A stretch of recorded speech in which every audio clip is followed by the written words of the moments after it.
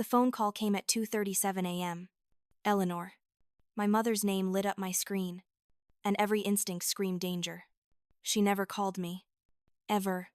Behind her voice, I heard police sirens. Radio static. Shouts. Melanie is in serious trouble. Get to the police station. Now. Her panic sounded real. But I knew better. After 26 years of her games, I recognized the calculation beneath the hysteria. Still, I went. Because that's what I always did.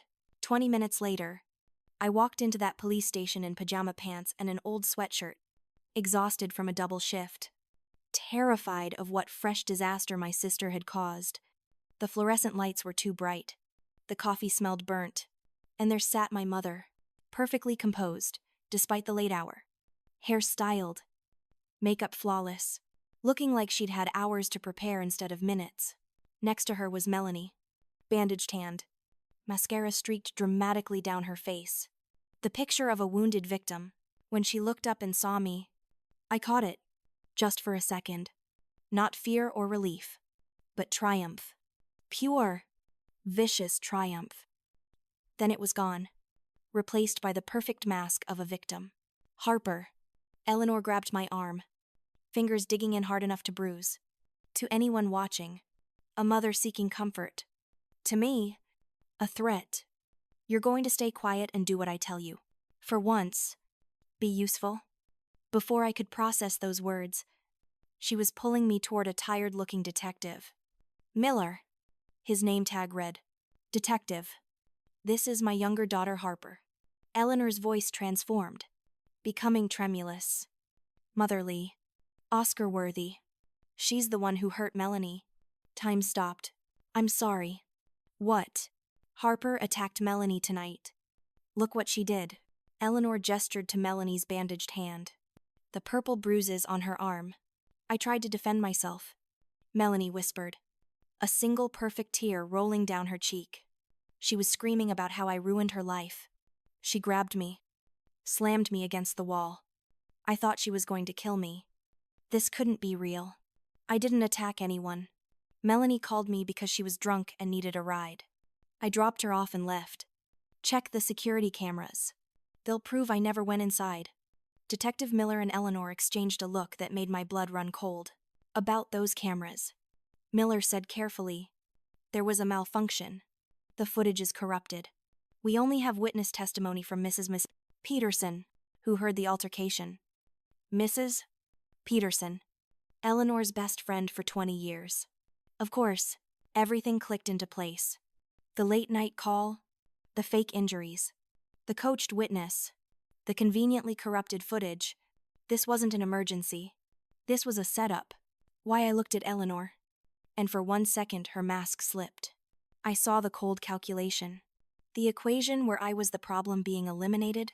I want to press charges, Melania said. She's dangerous.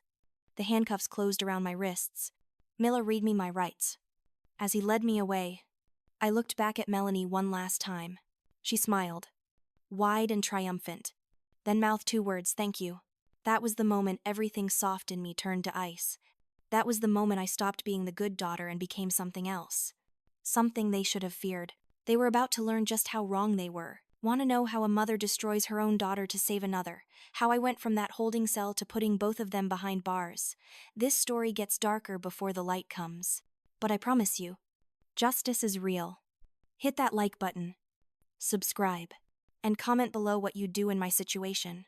Because what happened next, nobody saw coming. Now, let me take you back to the beginning. You need to understand my family to understand how deep this betrayal goes.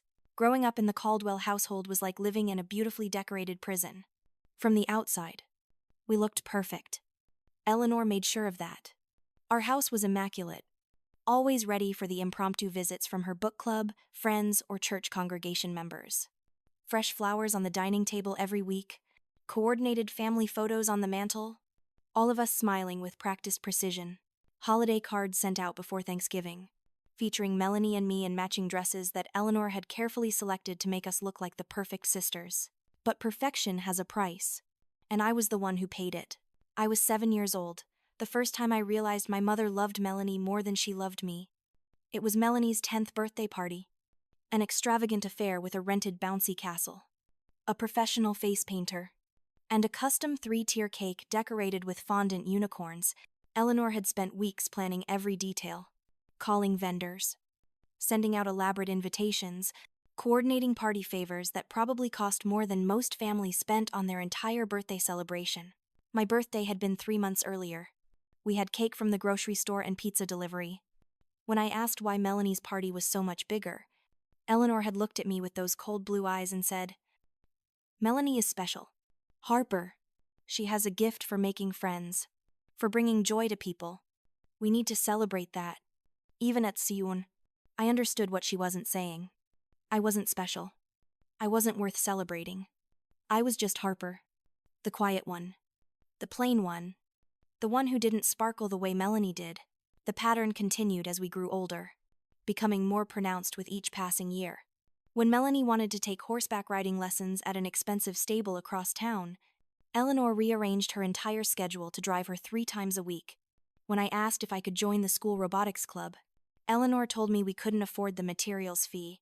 Never mind that the robotics club cost $50 while Melanie's riding lessons were $200 per session. When Melanie struggled with math in 8th grade, Eleanor hired a private tutor who came to the house twice a week. When I brought home straight A's, including an award for the highest score in the state science fair, Eleanor glanced at my certificate and said, "That's nice, dear," before turning back to help Melanie pick out an outfit for a party she was attending that weekend. Richard, my father. I witnessed all of this and said nothing.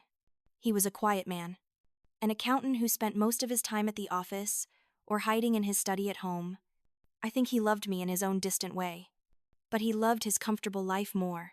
He loved the peace that came from not challenging Eleanor, from not rocking the boat, from pretending that everything was fine as long as no one spoke the truth out loud. There were moments, rare and fleeting, when I thought he might stand up for me. Like when I was 14 and Melanie locked me out of the house in the middle of a thunderstorm because I had borrowed her hairbrush without asking. I had stood outside in the pouring rain for 2 hours, pounding on the door, until Richard came home from work and found me shivering and soaked on the front porch. He had been furious, his face red, his voice raised at Melanie in a way I had never heard before. But then Eleanor came home, and within 10 minutes, she had convinced him that I must have done something to deserve it, that Melanie wouldn't have acted so cruelly without provocation. By dinner time, Richard was apologizing to Melanie for yelling at her, and I was the one being punished for causing drama. That was when I learned an important lesson: Richard would never save me. He might feel bad about what was happening, might even recognize on some level that it was wrong, but he would never risk his own comfort to protect me. High school was when things really started to deteriorate. Melanie had blossomed into a stunning teenager, all long legs and perfect skin, and the kind of natural charisma that drew people to her like moths to a flame. She was homecoming queen, prom queen, captain of the cheerleading squad. She dated the quarterback, threw parties that became legendary, and had a social media presence that made her a minor celebrity in our small town. I was none of those things.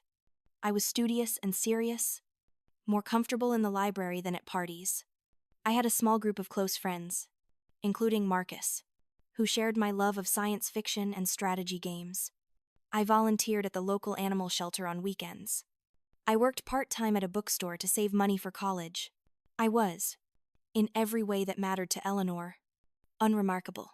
But being unremarkable also meant being useful. I became the designated driver when Melanie went to parties. I became the alibi when she snuck out to see boys Eleanor would have disapproved of. I became the one who covered for her when she skipped school or failed to turn in assignments, or showed up late to family dinners, smelling like cigarettes and cheap wine. And every time I helped her, every time I lied for her, every time I cleaned up her messes, she resented me a little more. Because deep down, Melanie knew she needed me, and she hated needing anyone. The first major incident happened during my junior year. Melanie was a senior, weeks away from graduation, riding high on her acceptance to a prestigious university that Eleanor had been bragging about to everyone who would listen. Then Melanie got caught cheating on her final English exam. The teacher, Mrs.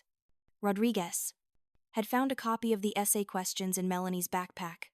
along with fully written responses that matched the answers on the test, almost word for word. It should have been a disaster. Cheating on a final exam was grounds for expulsion, which would have meant losing her university acceptance, losing her scholarship, losing everything Eleanor had been planning for her perfect daughter's perfect future. But Eleanor was a master manipulator. She met with the principal, with Mrs. Rodriguez, with the school board. She cried. She pleaded. She suggested that perhaps there had been a misunderstanding, that maybe the essay responses had been study notes, that Melanie was under so much pressure and surely deserved another chance. She even implied, delicately, that Mrs. Rodriguez might have it out for Melanie because Melanie had complained about her teaching methods earlier in the year. In the end, Melanie received a 0 on the exam, but was allowed to retake it under supervision. She still graduated, still went to the university, still got to maintain her perfect reputation. Mrs. Rodriguez. However, I left the school at the end of that year. I heard she moved to another state, burned out and disillusioned with the education system. I should have seen it then. Should have recognized the lengths Eleanor would go to protect Melanie's image, the way she would sacrifice anyone and anything to maintain the illusion of her perfect family. But I was 17 and still desperately hoping that someday, if I was good enough, helpful enough, selfless enough, Eleanor might love me the way she loved Melanie. College was supposed to be my escape. I had earned a full scholarship to a good state university 3 hours away, far enough to feel independent but close enough to come home for holidays. I majored in nursing, drawn to the idea of helping people, of making a tangible difference in the world. I made new friends, joined study groups, even dated a sweet pre-med student named Alex, who treated me with a kindness I wasn't used to. For 2 years, I felt almost normal, almost free. Eleanor rarely called, and when she did, it was usually to ask me to wire money to Melanie, who had blown through her allowance again, or to come home to help with some family event. I sent the money. I came home when asked, but I also built a life that was mine, separate from the toxic dynamics of my childhood home. Then, at the start of my junior year, everything changed. Alex and I had been dating for 6 months, long enough that I had started using words like future and forever in my head, even if I was too cautious to say them out loud. He was brilliant and funny and genuinely interested in my dreams and goals. He asked questions about my family. I noticed when I tensed up at certain topics, gave me space when I needed it. I thought I had finally found someone who saw me. I really saw me. Not as an extension of Melanie or a disappointment to Eleanor, but as Harper, complete and whole on my own. Thanksgiving break of that year, I brought Alex home to meet my family. It was a mistake from the moment we walked through the door. Eleanor took one look at him, handsome and charming and clearly smitten with me, and I saw something dark flicker in her eyes. Melania, home from her university for the break, sized him up like a predator spotting prey. The weekend was a nightmare. Melanie flirted with Alex constantly, touching his arm, laughing too loud at his jokes, finding excuses to sit next to him at every meal. Eleanor encouraged it, praising Melanie's dress, her hair accomplishments. While barely acknowledging my presence, Richard disappeared into his study. As always, I told myself I was being paranoid. Alex loved me. He wouldn't fall for Melanie's act. We left on Sunday evening, and I felt relieved to be going back to campus. Back to our normal life. 2 weeks later, I found them together. I had driven back to campus early from a study session at a friend's house, planning to surprise Alex with his favorite takeout. Instead, I found him in his dorm room with Melanie, their clothes scattered across the floor, her laughter echoing in the small space. The betrayal was so complete, so total, that I couldn't even process it at first. I just stood there in the doorway, holding a bag of Thai food, staring at the 2 people I had trusted most outside of Marcus. Alex stammered apologies. Melania just smiled. That same smug smile I had seen 1,000 times before. The smile that said she had won again. When I called Eleanor that night, sobbing so hard I could barely speak, I expected something. Not comfort, necessarily, but at least acknowledgement that what had happened was wrong. Instead, she sighed, as if I was inconveniencing her with my pain. These things happen. Harper, maybe if you had been more attentive to his needs, he wouldn't have strayed. Melanie didn't force him to do anything. He made his own choice. She knew we were together. She came to campus specifically to seduce him. Don't be dramatic. Melanie is a beautiful, vibrant young woman. You can't expect men not to notice her. Perhaps this is a lesson for you about holding on too tight to things that aren't meant to be yours. I hung up and cried for 3 days straight. Marcus drove up from his university 4 hours away just to sit with me, bringing ice cream and terrible action movies and a promise that Alex wasn't worth my tears. He was right. Of course. But it wasn't just about Alex. It was about the confirmation of what I had always known but tried to deny. In my family, I would always be expendable. After college, I moved back to our hometown, primarily because the local hospital offered me a job and I needed to start paying off the small amount of student loans I had accumulated. I found a modest 1-bedroom apartment on the other side of town from my parents' house. I threw myself into my work. Long shifts in the emergency department where I could focus on other people's crises instead of my own pain. Melanie had graduated from university and moved back home, unable or unwilling to support herself. She floated from one part-time job to another, never lasting more than a few months at any position. She was too good for retail, too creative for office work, too special to waste her talents on ordinary employment. Eleanor supported her. Of course, paying for her car, her phone, her shopping trips, her nights out with friends.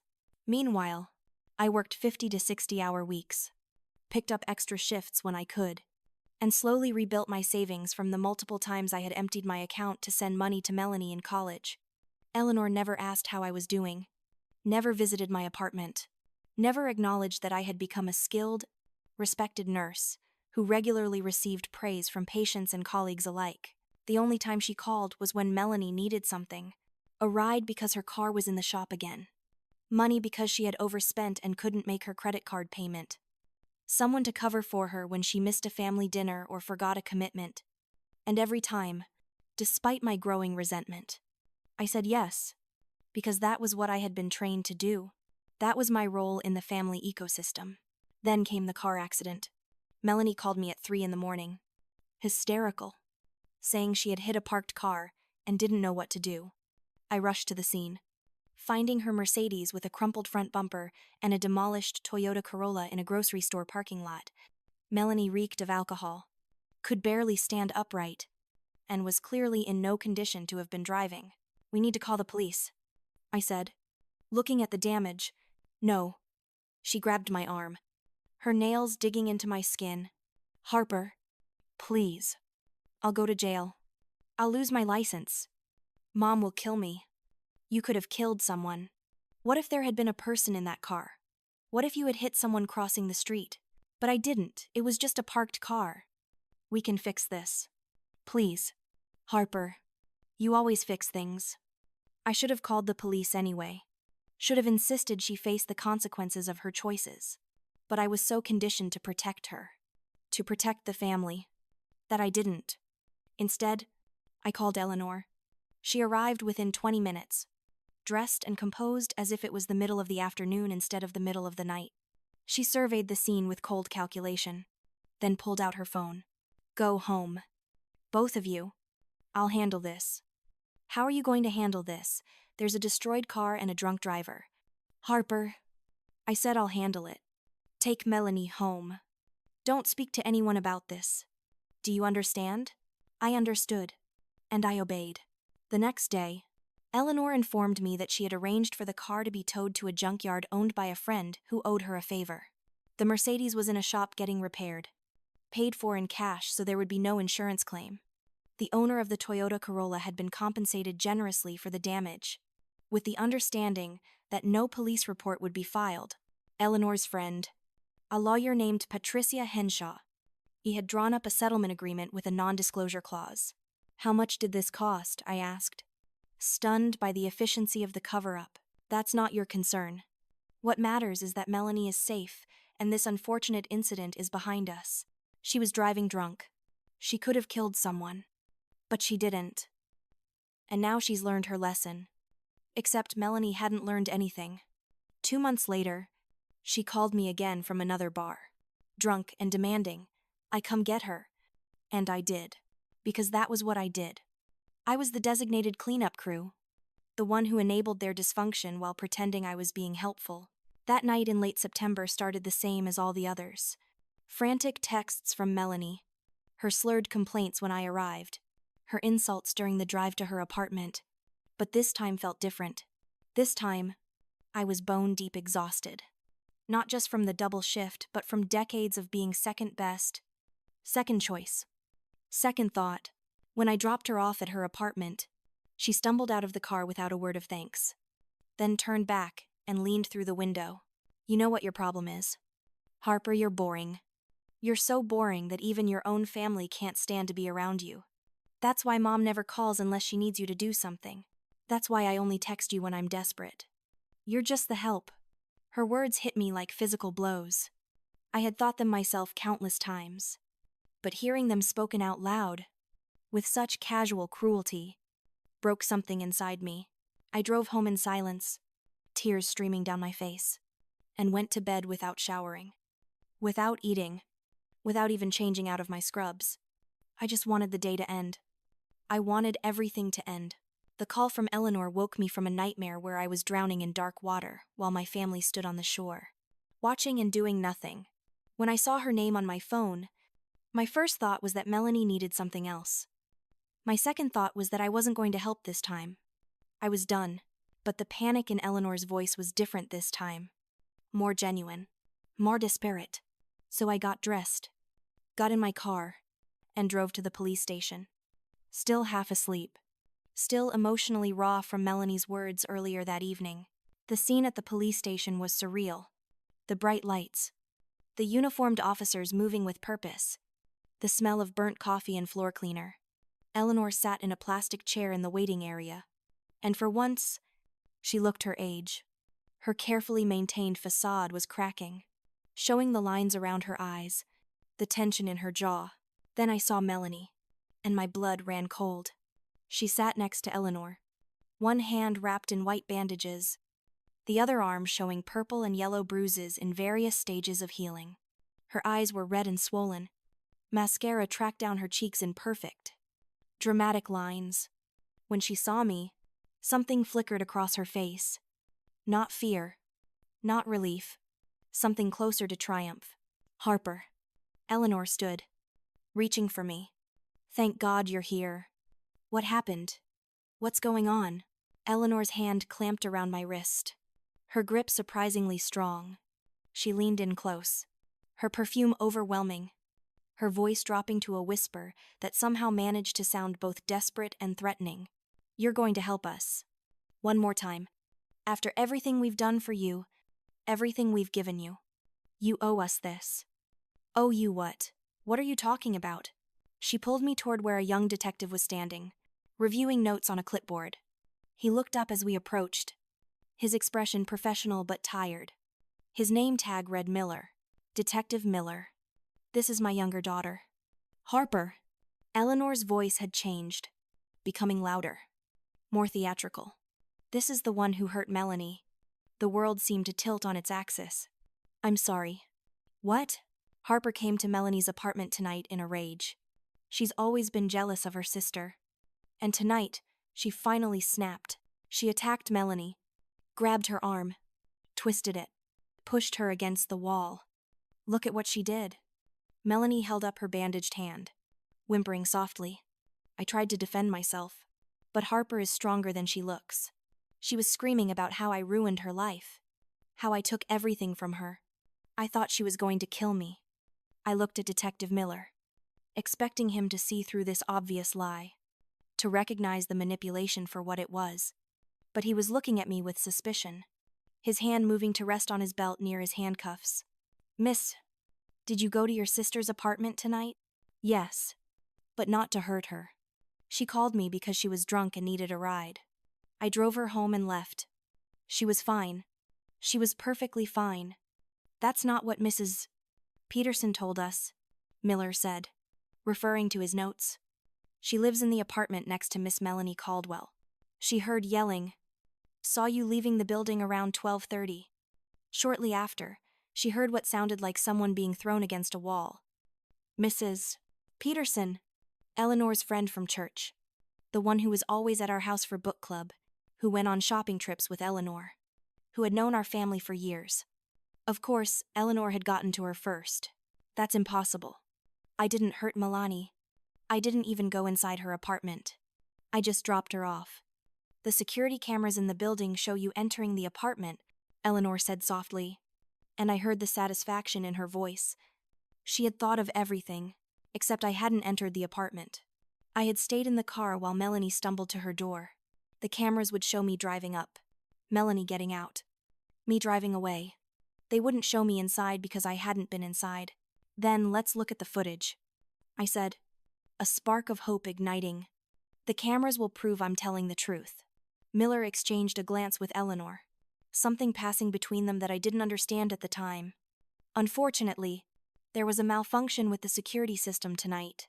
The footage from the parking lot and hallways is corrupted. We only have testimony from the witness. My stomach dropped.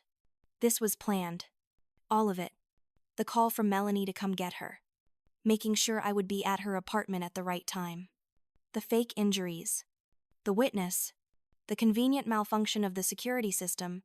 Eleanor had orchestrated every detail to frame me for an assault I didn't commit. Why, I whispered.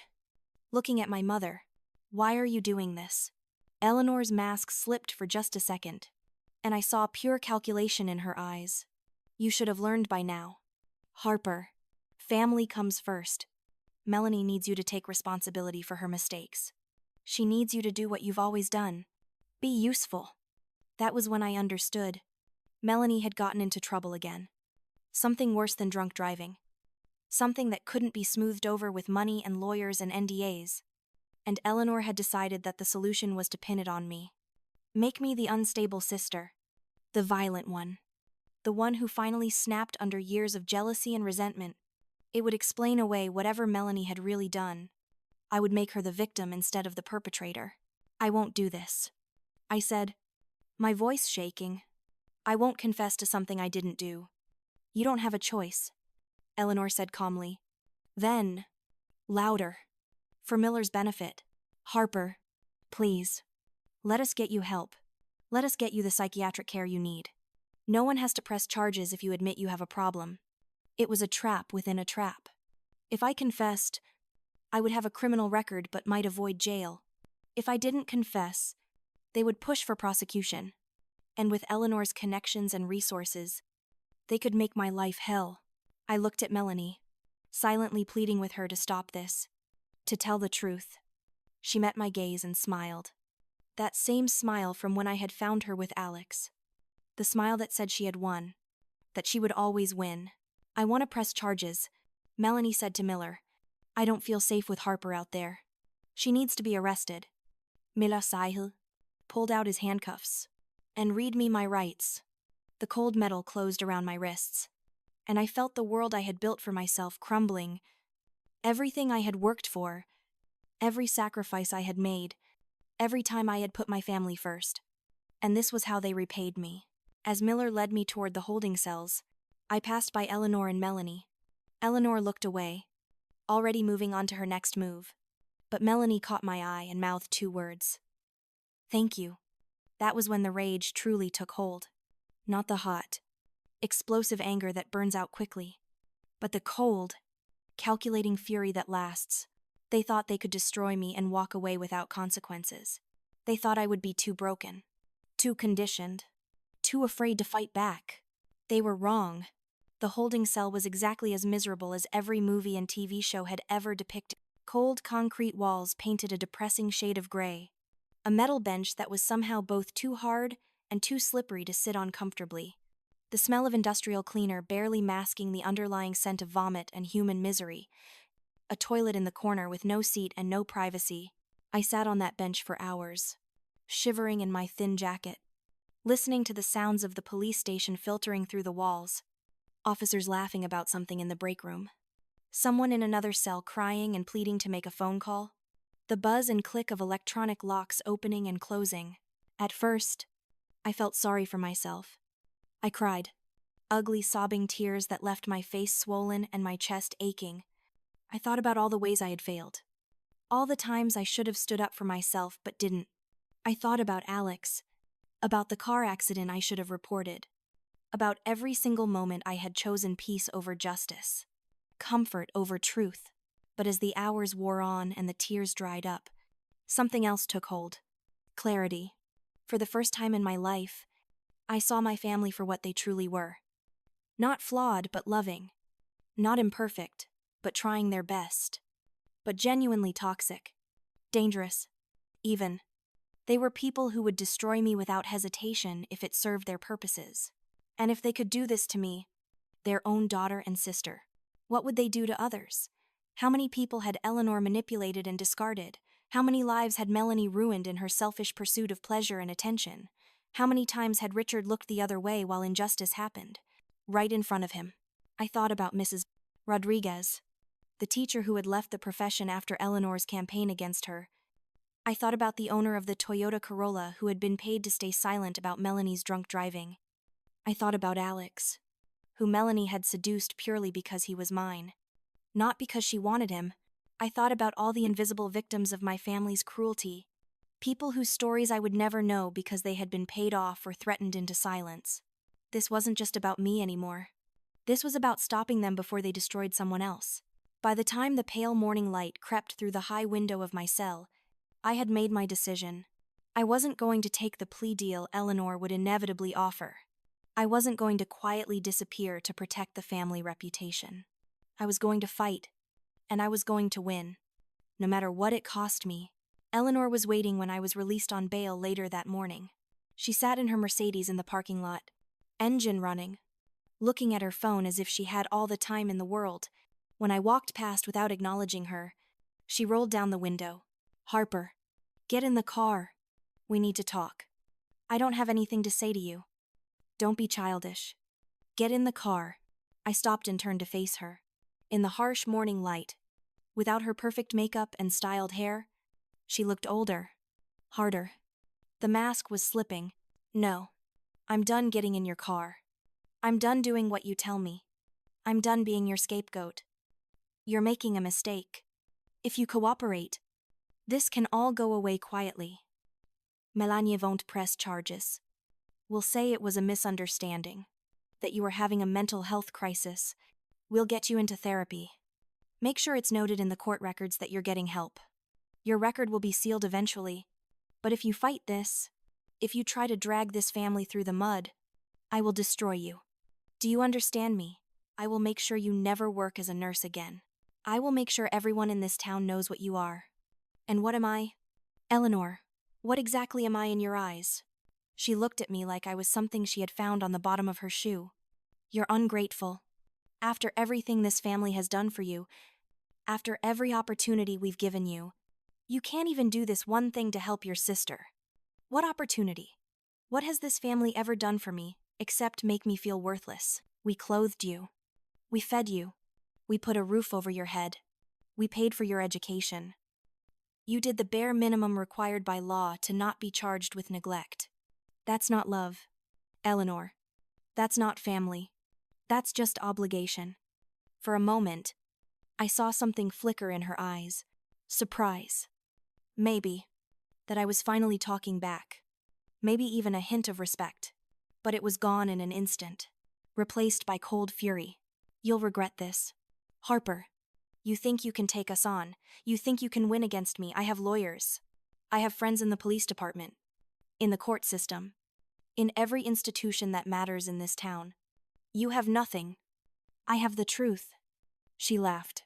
A bitter, ugly sound. "The truth. Nobody cares about the truth. They care about the story. And I control the story. By the time I'm done, everyone will believe you're an unstable, jealous woman who finally snapped. No one will hire you. No one will trust you. You'll be lucky if you can get a job flipping burgers. We'll see." I walked away, ignoring her shouted threats, and called an Uber to take me home. My hands were shaking so badly I could barely dial, but I felt more alive than I had in years. The fear was still there, lurking beneath the surface, but it was overshadowed by determination. The next few days proved Eleanor had been telling the truth about one thing. She did have connections. Within 48 hours, I received a call from the hospital's Human Resources Department. The director wanted to see me immediately.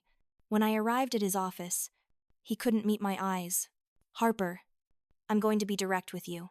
We've received several complaints from staff members who are uncomfortable working with you given the pending assault charges. While we can't technically terminate your employment without a conviction, we think it would be best for everyone if you took an extended leave of absence. Without pay, I assume." "Unfortunately, yes. But once this legal matter is resolved, we'd be happy to discuss your return." We both knew that was a lie. Even if I was acquitted, the stain of the accusation would remain. Eleanor had made sure of that, calling in favors, spreading rumors, poisoning the well before I even had a chance to defend myself. I cleaned out my locker, trying to ignore the whispers and stares from coworkers I had considered friends. Some looked away when I passed. Others watched with undisguised curiosity, as if I was a car accident they couldn't help but gawk at. Only Sarah, a nurse who had been my mentor when I first started, pulled me aside. "I don't believe it," she whispered. "I know you. Harper, you wouldn't hurt anyone. Whatever happened, there's more to the story." Her words brought tears to my eyes. "Thank you. That means more than you know. If you need anything, a reference, someone to testify to your character, call me." "Okay," I nodded, not trusting myself to speak without breaking down completely. My landlord was next. I came home one evening to find an eviction notice taped to my door. Apparently, the morality clause in my lease allowed him to terminate my tenancy if I was charged with a crime of violence. I had 30 days to vacate. My bank called to inform me that my credit cards had been frozen, pending review of my financial situation. Someone, probably Eleanor, had reported suspicious activity on my accounts, triggering an investigation that would take weeks to resolve. One by one, the pillars of my life were knocked down. My job, my home, my financial stability, my reputation.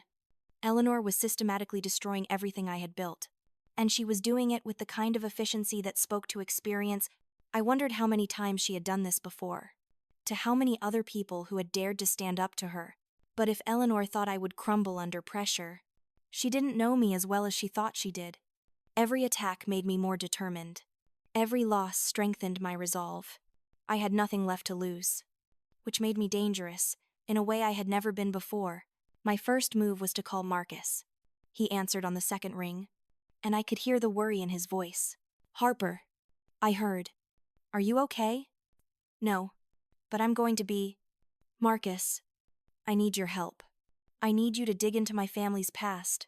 Find anything and everything you can that might be useful. Financial records, old police reports, anything that shows a pattern of behavior." There was a pause. This could get complicated. If I'm caught hacking into private systems, I know what I'm asking, and I wouldn't ask if I had any other option. But they've left me no choice. They're trying to destroy my life, and I need ammunition to fight back. Then I'm in. "But Harper, we need to be smart about this. We need to document everything. Build a case that can't be ignored or explained away. I'm also going to talk to Detective Miller. There was something in his face when he arrested me. I think maybe, just maybe, he suspects something isn't right. Be careful. If your mother has connections in the police department like you said, he might not be on your side." "I know, but I have to try." That afternoon, I went to the police station and asked to speak with Detective Miller. The officer at the front desk gave me a long look, clearly recognizing me from my arrest, but eventually called Miller down to the lobby. He looked surprised to see me. "Miss Caldwell, you really shouldn't be here without your lawyer." "I don't have a lawyer. I can't afford one. But I need you to listen to me. Just for 5 minutes. Please." He hesitated, then nodded toward a small conference room off the lobby. 5 minutes. Once we were seated, I laid out my case as clearly and calmly as I could. I told him about my family history, about the pattern of favoritism and scapegoating, about the car accident Eleanor had covered up, about the cheating scandal in high school. I told him about Melanie calling me that night, about how I had dropped her off safely and never entered her apartment. I told him about my suspicions that the security footage hadn't malfunctioned but had been deliberately erased. Miller listened without interruption, his expression neutral. When I finished, he sat back in his chair and studied me for a long moment. Those are serious allegations. Miss Caldwell, do you have any proof? Not yet. But I will. The security footage had to have been accessed and deleted by someone with technical skills and possibly system access. That leaves a digital trail. Phone records will show that Melanie called me that night, which contradicts her statement that I showed up uninvited. The timeline doesn't add up if you really look at it. Why are you telling me this? Because when you arrested me, I saw something in your face. Doubt. Maybe. Or suspicion. I think part of you knows this case doesn't add up. I think part of you questions whether my mother's story is too perfect, too clean. I'm asking you to trust that instinct. Miller was quiet for a long time. Finally, he leaned forward, his voice low. Off the record, there were some things about this case that bothered me. Your mother showed up very quickly after the alleged incident was reported. She was dressed and composed at 2 a.m, as if she had been awake and waiting for a call. Mrs. Peterson's statement was almost rehearsed, like she had practiced what to say. And the security footage malfunction felt convenient.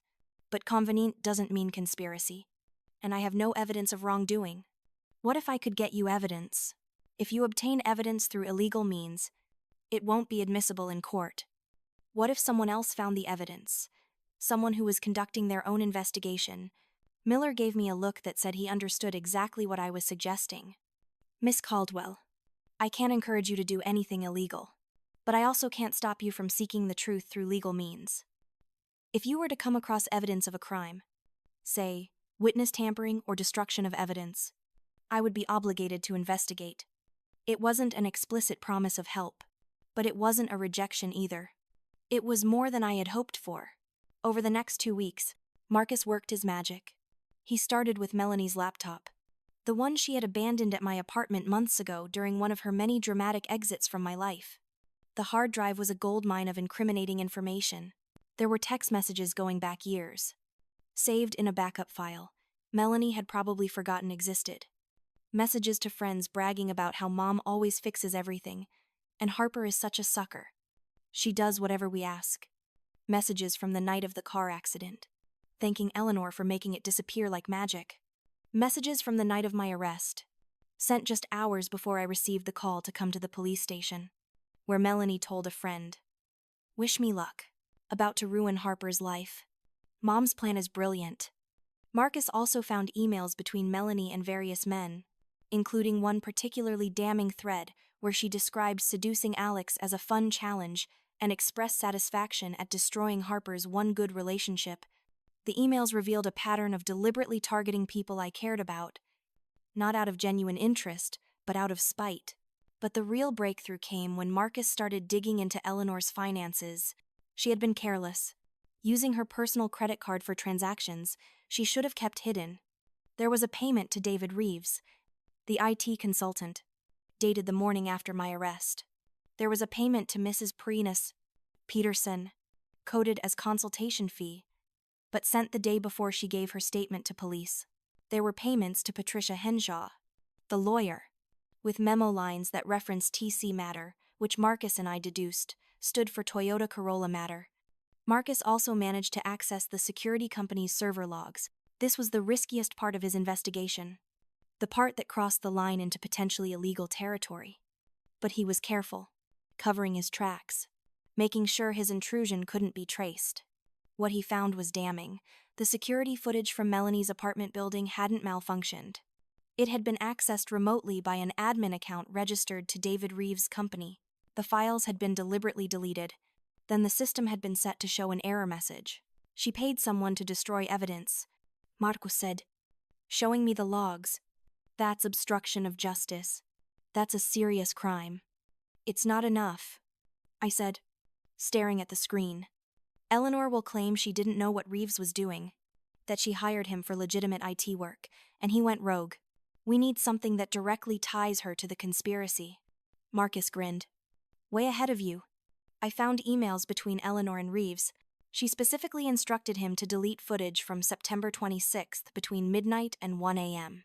She even provided him with the building access codes. There's no deniability here. I felt something loosen in my chest. Hope. Maybe. Or vindication. How do we get this to Detective Miller without revealing how we obtained it? I've been thinking about that. What if we set up an anonymous tip line? Make it look like the security company discovered the unauthorized access during a routine audit and reported it. That's risky. If they investigate the tip, they might figure out it's fake. Not if I actually create the audit trail. I can make it look like the security company ran a system check, found the anomaly, and flagged it for law enforcement. It'll take a few days, but I can make it convincing. It was a gamble, but we were out of options. For the next week, Marcus worked around the clock to create a believable paper trail. He generated audit reports, created timestamps, even drafted an official-looking memo from the security company's compliance department. Then he sent everything to Detective Miller through an encrypted email that appeared to come from the security company's domain. I waited on edge for 3 days, jumping every time my phone rang, convinced that at any moment the police would show up to arrest me for computer crimes on top of the assault charge. But instead, I received a call from an unknown number. "Miss Caldwell, this is Detective Miller. I need you to come down to the station. And this time, you should bring a lawyer." My heart sank. This was it. They had figured out what Marcus and I had done. I was going to be charged with evidence tampering or hacking or conspiracy. Everything we had worked for was about to blow up in our faces. But when I arrived at the station with Samantha Thorne, the criminal defense attorney I had finally managed to hire using the last of my savings and a loan from Marcus, Detective Miller's expression wasn't accusatory. It was thoughtful. "Miss Caldwell, we've received some new evidence in your case. Evidence that suggests the security footage from your sister's apartment building didn't malfunction, but was deliberately deleted. We're opening an investigation into possible obstruction of justice." I forced myself to look surprised. What kind of evidence? The security company conducted an audit and discovered unauthorized access to their system from an outside source. The access occurred the night of your alleged assault, and the files that were deleted correspond exactly to the time frame in question. We've traced the access back to an IT consulting firm owned by David Reeves, a friend of your mother's. Samantha leaned forward. "And what does this mean for my client?" "It means we have questions about the integrity of the evidence against her. I'm going to recommend to the prosecutor that the charges be dropped pending further investigation. But Miss Caldwell, if you have any information about who might have orchestrated this, now would be the time to share it." I took a deep breath. This was the moment. The point of no return. Once I started talking, there would be no going back. No possibility of reconciliation with my family. Not that reconciliation had ever really been an option. My mother, Eleanor Caldwell, orchestrated the entire thing. I said, "She framed me for assaulting my sister to cover up something Melanie did. I don't know what Melanie's real crime was, but I know Eleanor paid David Reeves to delete the security footage. She paid Mrs. Peterson to lie about witnessing an assault. She paid Patricia Henshaw to draw up legal documents for previous cover-ups. I can provide you with documentation of all of this." Miller and Samantha exchanged glances. "What kind of documentation?" Miller asked. "Financial records showing payments to Reeves and Peterson with suspicious timing and vague descriptions. Text messages and emails showing my sister bragging about how our mother always cleans up her messes. Records of previous incidents where Eleanor helped Melanie avoid legal consequences, including a drunk driving accident where Eleanor paid off the victim and had a lawyer draw up an NDA. How did you obtain this documentation?" Here was the tricky part. I couldn't admit that Marcus had hacked into private systems. But I could tell a version of the truth. Some of it was on my sister's laptop, which she abandoned at my apartment. Some of it was from financial statements my mother left at my apartment during previous visits. Some of it was from my own records of incidents I witnessed personally. It was thin, and Miller probably suspected there was more to the story. But it was also plausible enough that he couldn't dismiss it outright. "I'll need to see all of this documentation, and I'll need to interview people who might corroborate your story. I can provide names. People who have been victims of my mother's manipulation over the years. Teachers, neighbors, business associates. There's a pattern here. Detective, my case isn't an isolated incident. It's just the first time someone has had the resources and determination to fight back. Samantha put a hand on my arm. A warning not to say too much. But I could see in Miller's face that I had gotten through to him. The pieces were starting to fall into place, and he was beginning to see the bigger picture. Over the next month, Miller's investigation expanded in ways I hadn't anticipated. He interviewed Mrs. Rodriguez, the teacher who had left after the cheating scandal. She confirmed that Eleanor had pressured the school administration to drop the charges against Melanie and had made veiled threats about what might happen if Mrs. Rodriguez pursued the matter. He found the owner of the Toyota Corolla, who admitted that Eleanor had paid him $30,000 to sign an NDA and not report the accident. He tracked down other victims, people who had been on the receiving end of Eleanor's schemes over the years. Most damning of all, he brought in David Reeves for questioning. Reeves initially refused to cooperate, claiming client privilege and declining to answer questions about his relationship with Eleanor. But when Miller presented him with evidence of computer fraud and obstruction of justice, both felonies that could result in significant prison time, Reeves cracked. He confessed to everything. Eleanor had indeed paid him $5,000 to delete the security footage. She had provided him with access codes and specific instructions about which files to erase and how to make it look like a system malfunction. She had even rehearsed the cover story with him, making sure they had their stories straight in case anyone asked questions. But Reeves also revealed something I hadn't known. Eleanor hadn't just deleted footage from the night she claimed I assaulted Melanie. She had deleted footage from the night before. Footage that would have shown Melanie leaving her apartment at 10 p.m., getting into her car while visibly intoxicated, and driving away. Footage that would have shown her returning at 2 a.m., her car's front end damaged, her clothes disheveled, clearly in distress. She hit someone, Miller said when he called to update me. We don't know who yet, but we're looking into hit-and-run reports from that night. This wasn't about drunk driving. This was about covering up a much more serious crime. My blood ran cold. Melanie had hit someone, maybe injured them, maybe killed them, and Eleanor had decided the solution was to frame me for a fictional assault, destroying my life to protect Melanie from the consequences of her actions. Have you found the victim? I asked. We're working on it. There were 3 hit-and-run incidents reported that night in the city. 2 were minor property damage. One was a pedestrian struck near downtown. The victim, a 42-year-old man named Robert Chen, was in a coma for 2 weeks before dying from his injuries. The case has been cold until now. Marcus's father. The words echoed in my head before I even consciously processed them. Marcus's father was 42. Marcus's father worked downtown. Marcus's father had been in a coma and died 6 weeks ago. Robert Chen. I repeated, my voice barely above a whisper. Middle-aged Asian man. Worked as an accountant. Yes. Why do you know him? He's my best friend's father. Marcus Chen. He's been helping me investigate my case. There was silence on the other end of the line. Then, are you telling me that your sister potentially killed your best friend's father? And your mother framed you to cover it up? I don't know for sure, but the timing fits, and it would explain why Eleanor was so desperate to create a distraction. I need to talk to Marcus. If he has any information about his father's death, any details that might help us connect Melanie to the incident. I'll call him. But detective, he doesn't know. He doesn't know that my family might be responsible for his father's death. You have to let me tell him first. You have 24 hours. Then I'm bringing him in for questioning. I hung up and immediately called Marcus, my hands shaking so badly I could barely hold the phone. When he answered, I couldn't speak. I just sobbed. Great heaving cries that came from somewhere deep in my soul. Harper, what's wrong? What happened? Marcus, I need to see you. In person? Right now. He must have heard something in my voice because he didn't ask questions. I'm on my way. An hour later, we sat in my nearly empty apartment.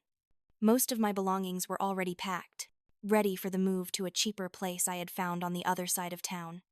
Marcus looked at me with concern and confusion, waiting for me to explain the panic in my voice. There's something I need to tell you about your father's death. I began, and then the whole terrible story spilled out. The hit and run, the timing, the deleted footage, Melanie's damaged car, Eleanor's frantic cover-up. As I talked, I watched Marcus's face cycle through disbelief, denial, horror, and finally, a rage so profound it scared me. My father, he said slowly, his voice shaking. My father died because your sister was driving drunk. And your mother decided it was easier to let a man die than to let Melanie face consequences. We don't know for sure yet. The police are still investigating. But you know, in your gut, you know it's true. I nodded, tears streaming down my face. I'm so sorry. I'm so sorry I didn't see it sooner. That I didn't stop her. That I've spent my whole life enabling their behavior by cleaning up their messes. Marcus stood abruptly and walked to the window, his back to me. For a long time, I didn't speak. When he finally turned around, his face was set in hard lines I had never seen before. We're going to bury them, he said. We're going to find every piece of evidence, follow every lead, and we're going to make sure they pay for what they did. Not just to you, but to my father, to everyone they've ever hurt. Marcus, I don't expect you to keep helping me. This has become personal for you, in a way that's not fair or right. It was always personal. You're my best friend. You've been there for me since we were 14 years old. And now I find out that your family killed my father and framed you to cover it up. Yeah, it's personal. And I'm not stopping until they're behind bars. Over the next 2 weeks, the investigation accelerated. Miller obtained warrants for Eleanor's financial records, phone records, and emails. He brought in a forensic accountant to trace the payments and establish a pattern of behavior. He interviewed Melanie again, this time with the new evidence, and her carefully constructed story began to fall apart under scrutiny. Melanie tried to maintain her innocence at first, claiming she had been home all night, that her car had been damaged in a parking lot earlier that day. But when confronted with the fact that the security footage showed her leaving and returning at specific times, that paint samples from her car matched paint found at the hit-and-run scene, that her phone's GPS data placed her near the location where Robert Chen was struck, she broke down. In exchange for a reduced sentence, she confessed, she had been at a club downtown, drinking heavily. She had gotten into her car knowing she was too drunk to drive but not caring. She had been texting on her phone when she hit Robert. She felt the impact. I saw him lying in the street in her rearview mirror, and kept driving. She called Eleanor in a panic, and Eleanor had immediately sprung into action. Eleanor had told Melanie to come home, to hide the car in the garage, to say nothing to anyone. Eleanor had arranged for Reeves to delete the security footage. She had researched the victim, found out he was still alive, but in critical condition, and decided they needed to create a distraction in case someone connected Melanie to the incident. That was when she had hatched the plan to frame me. The calculation was chilling in its cold precision. Eleanor had decided that sacrificing me was acceptable collateral damage to protect Melanie. She had planned every detail, from making sure I would be at Melanie's apartment at the right time, to coordinating Mrs. Peterson's false testimony to having Reeves delete the security footage. She had even coached Melanie on how to inflict the injuries on herself, how to cry convincingly, how to play the victim. When Miller arrested Eleanor at her home, she didn't cry or plead. She stood in her living room, perfectly composed, and said simply, "I want my lawyer." Richard was there when it happened. He watched from the doorway of his study as his wife was read her rights and led away in handcuffs. He looked at me, standing beside Miller, and something like understanding finally crossed his face. But it was too late. Years too late. The trial was a media circus. Eleanor's arrest made national news, not just because of the severity of the charges, but because of the twisted family dynamics it exposed. Talk shows debated the golden child phenomenon. True crime podcasts dissected Eleanor's psychology. Social media erupted with people sharing their own stories of family scapegoating and favoritism.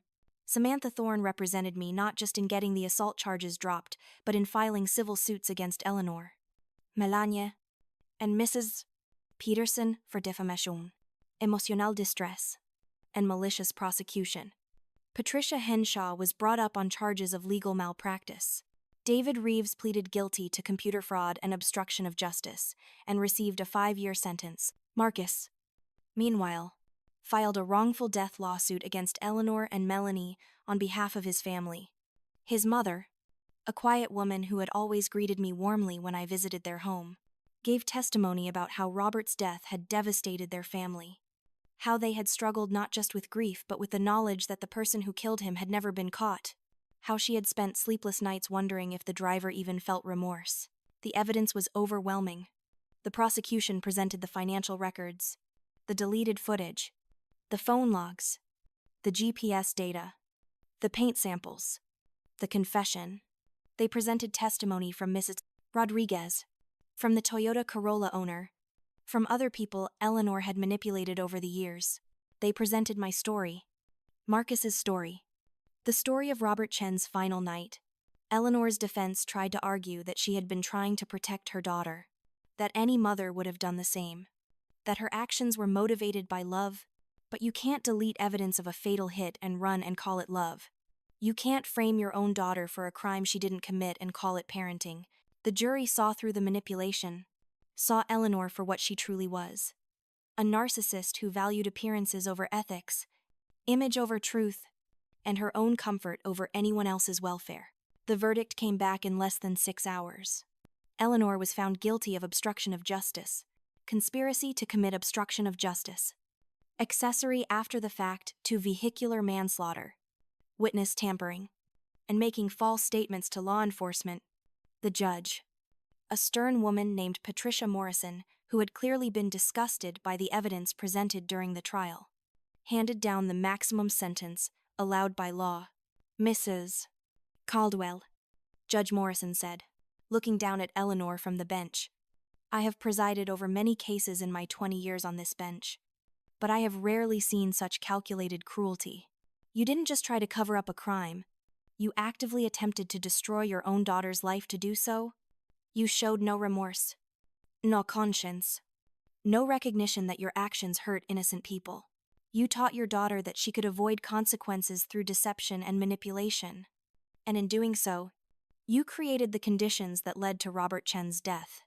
You are a danger to society, and you will be removed from it for as long as the law allows. Eleanor received 15 years in prison with no possibility of parole for the first 10 years. Melania, who had pleaded guilty and testified against Eleanor, received 8 years for vehicular manslaughter and obstruction of justice. Mrs. Peterson received 2 years for perjury and witness tampering. Richard filed for divorce, while Eleanor was awaiting sentencing. He moved to Oregon, as far from the scandal as he could get without leaving the country. He sent me a letter before he left, a single page of cramped handwriting where he apologized for being weak, for not protecting me, for choosing peace over justice time and time again. He said he hoped I could forgive him someday, but he understood if I couldn't. I never responded. Some bridges are better left burned, and some apologies come too late to matter. In the aftermath of the trial, I began the long process of rebuilding my life. The hospital offered me my job back with full back pay and a promotion to head nurse of the emergency department. My landlord apologized profusely for the eviction attempt and offered me a new lease at a reduced rate. Though I declined, I had found a better apartment, in a better neighborhood, where no one knew my family story, and I could be just Harper, the nurse. Not Harper, the daughter who was framed by her own mother. Samantha's civil suits resulted in substantial financial settlements. Eleanor's assets, including the house I grew up in, were seized and sold to pay damages.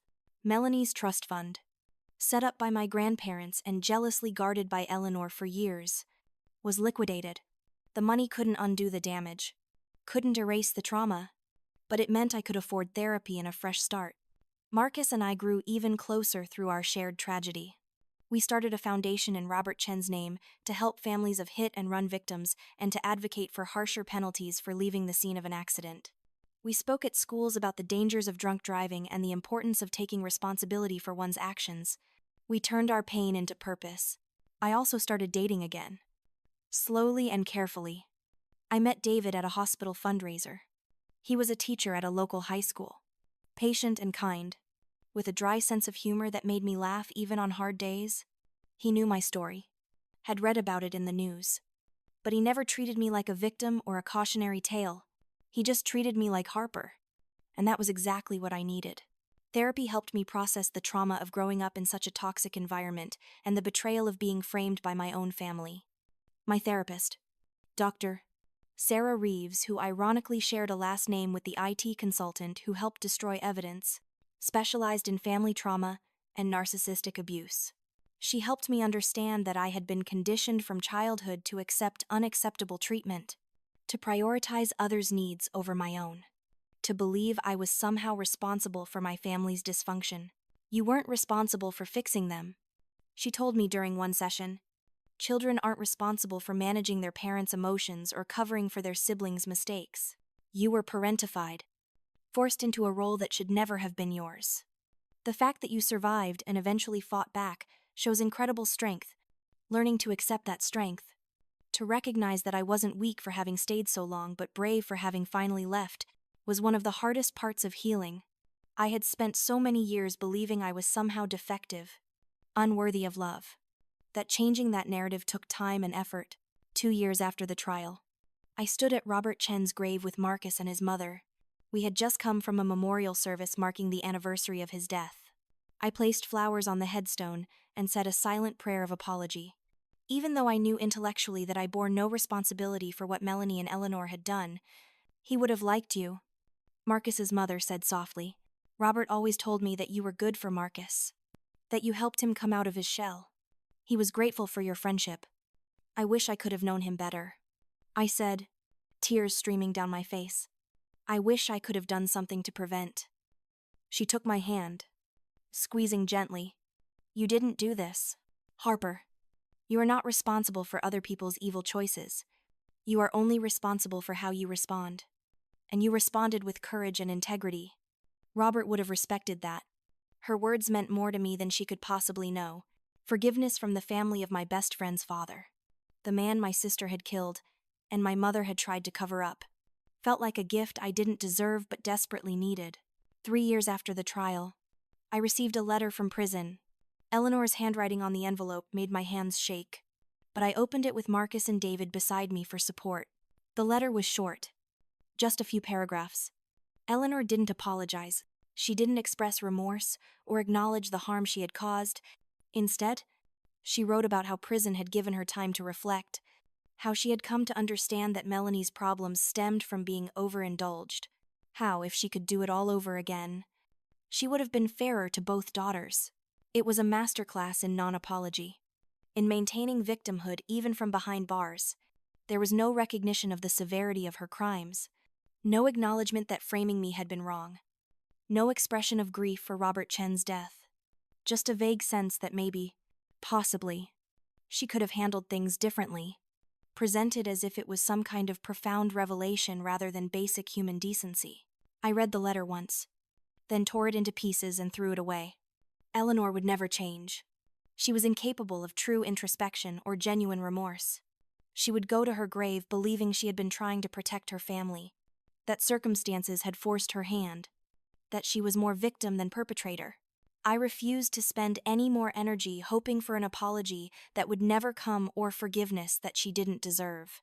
Some people are toxic to their core, and the only way to survive is to cut them out of your life completely. Melania, on the other hand, seemed to have found something resembling self-awareness in prison. She wrote to me as well, a longer letter filled with what sounded like genuine remorse. She talked about therapy, about finally understanding how our family dynamic had been dysfunctional, about taking responsibility for her actions. She didn't ask for forgiveness or for contact when she was released. She just wanted me to know that she was sorry, that she understood the magnitude of what she had done, and that she hoped I was happy. I believed maybe 30% of what she wrote. People don't change overnight. And Melanie had spent her entire life being rewarded for manipulation and deception. But there was something in her letter that felt different from Eleanor's plainars. A note of authentic pain and regret that made me think maybe, just maybe, she was beginning to understand the damage she had caused. I didn't respond to her letter either, but I didn't tear it up. I put it in a box with other mementos from that dark period of my life. Things I kept not to dwell on, but to remember how far I had come. 4 years after the trial, David proposed. We were hiking in the mountains. A place I had discovered brought me peace in the years after the scandal. He didn't make a big production of it. Didn't hire photographers or arrange for a surprise party. He just took my hand as we reached a summit overlooking a valley of fall colors and asked if I wanted to spend the rest of my life with him. I said yes without hesitation. For the first time in my life, I was choosing my own family, building my own legacy, creating a future based on mutual respect and genuine love, rather than obligation and dysfunction. Marcus was my maid of honor at the wedding, standing beside me in a suit and making a toast about friendship that survived tragedy and came out stronger on the other side. Sarah from the hospital came, and Samantha Thorne, and Dr. Reeves, and dozens of other people who had supported me through the darkest period of my life. The one person who didn't come, who I didn't invite, was Richard. He sent a card and a check, another in a long line of attempts to buy off his guilt. I deposited the check and threw away the card.